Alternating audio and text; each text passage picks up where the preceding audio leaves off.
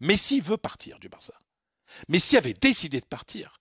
Messi ne s'imaginait pas continuer au Barça. Messi demande à ses avocats d'étudier son départ et va chercher la clause et envoie une lettre recommandée en disant « je pars ».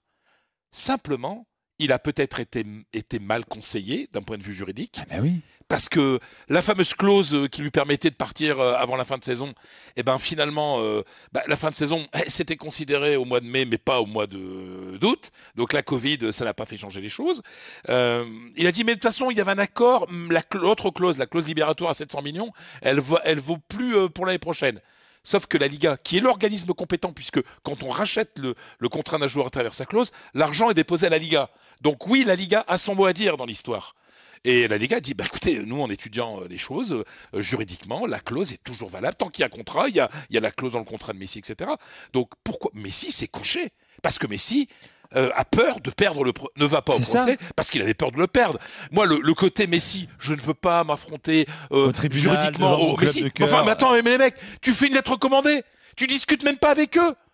T'envoies une lettre recommandée en disant je me casse. Non mais c'était déjà une guerre juridique, hein. Et on l'a dit ici depuis le premier jour. Et Messi a perdu la guerre juridique. Mais toi, et ne continue pas. T'étais convaincu qu'il partirait. Ah mais qui? Mais tout le monde. Comme tout le monde. Mais comme tout le monde. Mais c'est-à-dire que. Mais c'est vrai qu'on en a un peu vite parce que même nous, on a commencé à se dire peut-être que Messi, ses conseillers et son père, en l'occurrence, ont raison. Ils vont réussir à faire sauter la clause ou se faire entendre auprès de l'UEFA. Mais pourquoi tout le monde? Pourquoi tout le monde croyait qu'il allait partir?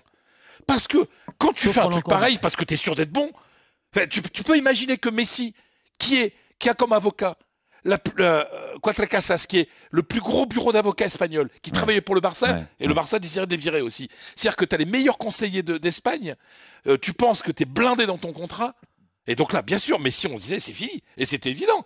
À ce moment-là, oui, c'était fin août. Sauf qu'il y a des choses qui sont passées depuis, et aussi on pouvait penser que Bartomeu, une nouvelle fois, allait se coucher, et qu'il allait essayer de négocier. Peut-être que Bartomeu aurait pu négocier un contrat 150 000. Comme Cristiano, il avait une clause à 1 milliard, il est parti pour 100 millions.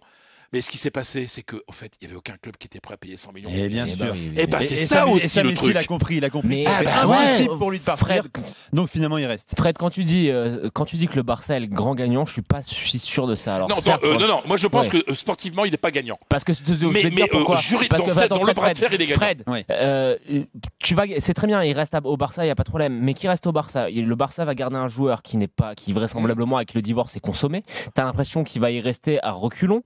Ça t'empêche, alors c'est vrai que c'est un peu bizarre de dire ça, mais ça t'empêche limite de relancer un nouveau cycle. Je pense qu'il fallait tout détruire pour repartir à neuf, parce que cette équipe elle est à bout de souffle, et quoi de mieux symboliquement que le départ de l'icône du club pour vraiment entamer un nouveau cycle. Et troisième point, je sais pas si tout ça va pas saper l'autorité de Koeman, et j'attends de voir une chose, t'as sûrement des infos là-dessus Fred, j'attends de voir ce qui va se passer avec Luis Suarez. C'est très intéressant ce que tu dis. Kevin après Fred, oui, pardon. Fredo, tu nous as dit que Bartomeu avait montré sa main forte ou enfin il s'était imposé. Moi, franchement, je ne suis pas trop d'accord parce que qu'est-ce qu'il avait d'autre à faire? Alors oui, comme tu as dit, il aurait pu faciliter un transfert à 100, 150 millions. Ouais, mais je pense que là, il n'y a pas de candidat. Ne lui aurait pas pardonné. Il signait son propre arrêt mais il est déjà mort l'année prochaine. Il est déjà mort. C'est fini. Il est déjà mort. Il sort quand même comme quelqu'un qui avait juste à dire non. Ce qu'il a fait, il a dit non, il a tenu, et maintenant il restera comme le président. Fred, dis-nous pour Suarez, pour comment. Non, mais moi je trouve que ta réflexion, Jonathan, elle est très intéressante. Le pouvoir de Messi aujourd'hui, après la crise, va se voir si est-ce que Suarez, à qui Koeman a dit en 2 minutes au téléphone, tu te casses, va rester ou pas. Si Suarez, c'est très intéressant, et je dois dire, Jonathan, que j'y avais pas pensé à ça encore, parce que je suis tellement dans le truc Messi, son contrat et tout ça. Mais c'est ce que tu dis là. Le nouveau pouvoir de Messi, après la crise, on va se voir. Alors, si Suarez s'en va, c'est que Messi n'a plus le pouvoir d'avant. S'il reste, c'est qu'il a encore le pouvoir.